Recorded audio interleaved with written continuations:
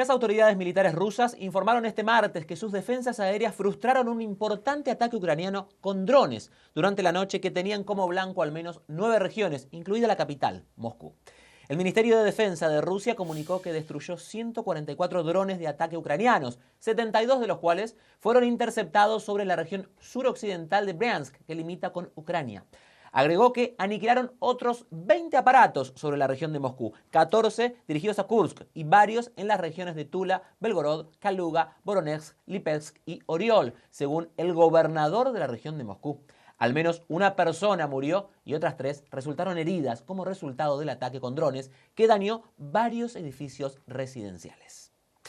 Hola Ana María, muy preocupante, y eso es información exclusiva de CNN, porque lo que han logrado dar a conocer estas fuentes es que esto es fibra óptica que está por debajo, está en el suelo del mar y que conecta una gran parte del mundo.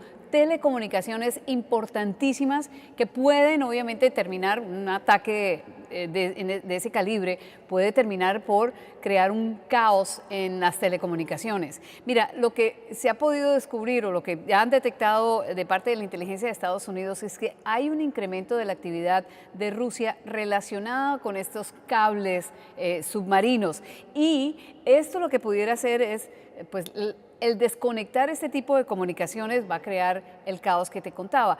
Parte de la preocupación viene porque Estados Unidos ha visto que Rusia está generando mayor movimiento en el desarrollo de tecnologías importantes a nivel militar. Estamos hablando de barcos con mayor estructura o infraestructura de telecomunicaciones, drones específicos diseñados para ataques de esa especie, y también parte de una división nueva dentro del ejército ruso encargado precisamente de todos estos nuevos movimientos. De eso no se sabía hasta hace muy poco, y el hecho de que ahora se sepa que realmente hay un desarrollo de infraestructura relativamente sólida es lo que tiene muy preocupada a la inteligencia estadounidense. ¿Por qué?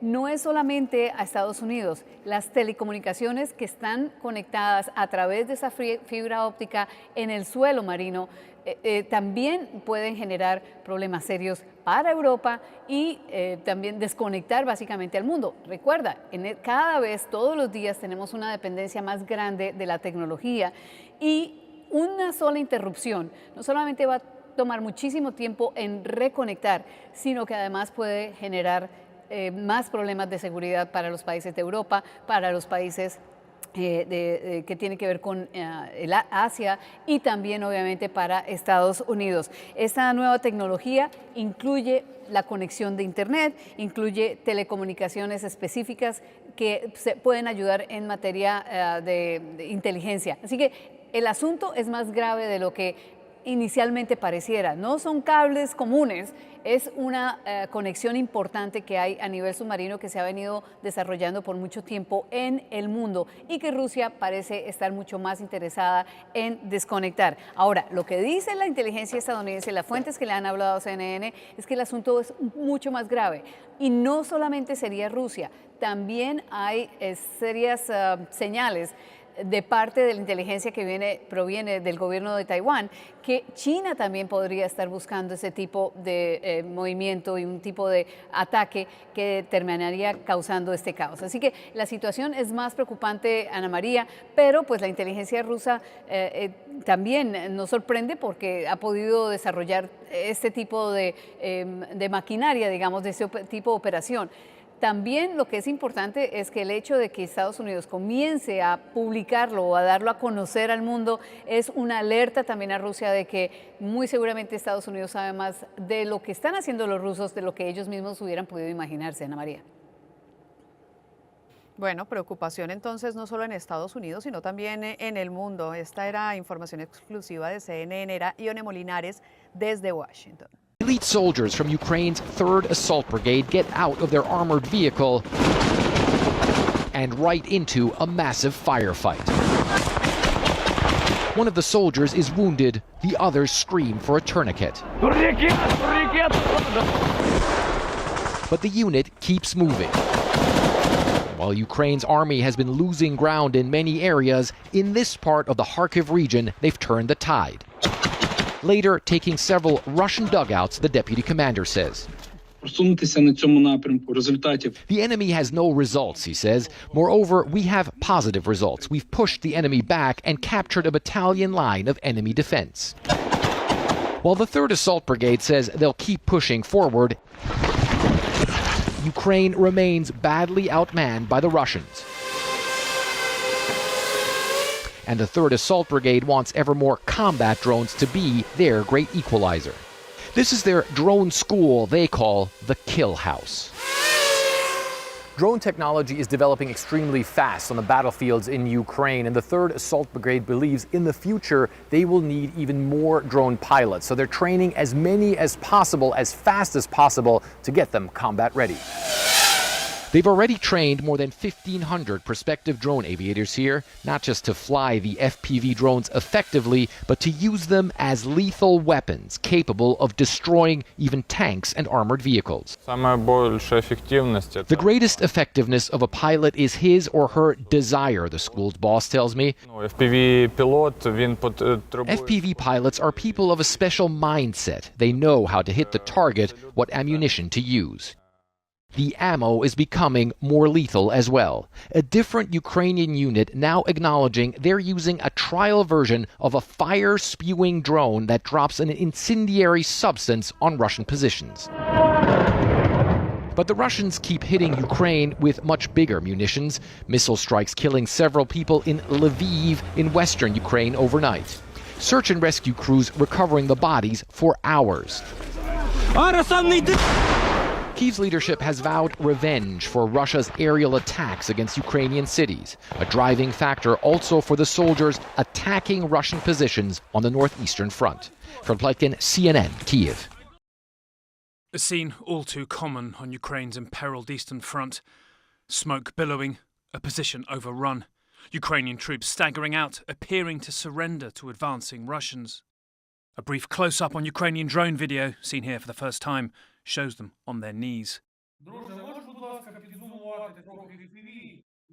The drone operators ask each other for a better view, and then, seconds later, it is too late.